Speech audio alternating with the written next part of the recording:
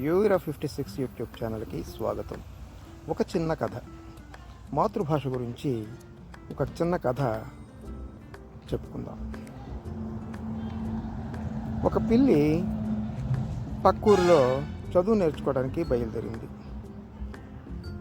అలాగ వెళ్తుండగా దారిలో ఒక కోడి కనిపించింది.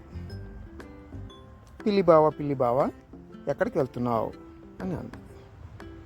అప్పుడు పిల్లి ఏమన్నదంటే, పక్కూరు చదువుకు వెళ్తున్నాను అంది. బహుశా అంత దూరం ఎందుకు వెళ్ళాలి, నా దగ్గర నేను నేర్పిస్తాను కదా, నా దగ్గరికి రా అంది కోడి.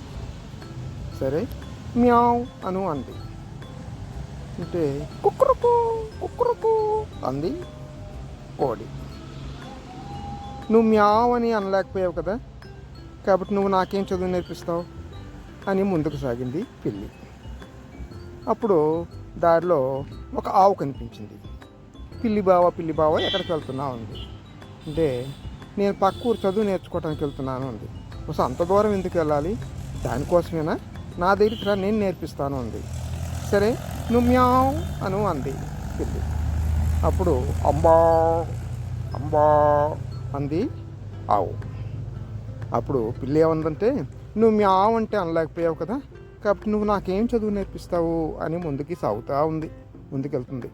వెళ్తుంటే ఒక కుక్క కనిపించింది. పిల్లి బావ ఎక్కడికి వెళ్తున్నావు అంది. అంటే నేను పక్కూరు చదువు నేర్చుకోవడానికి వెళ్తున్నాను అంది. వస్తే అంత దూరం ఎందుకు వెళ్ళాలి, నేను నేర్పిస్తాను అంది కుక్క.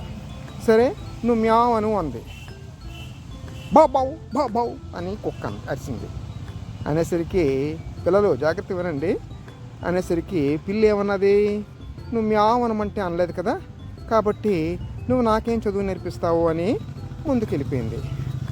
వెళ్ళిపోతే అలాగ వెళ్తూ పక్కూర్లో ఒక ముసలి పిల్లి దగ్గర చదువు నేర్చుకుంది పిల్లి. అంటే దీని అర్థం ఏంటి,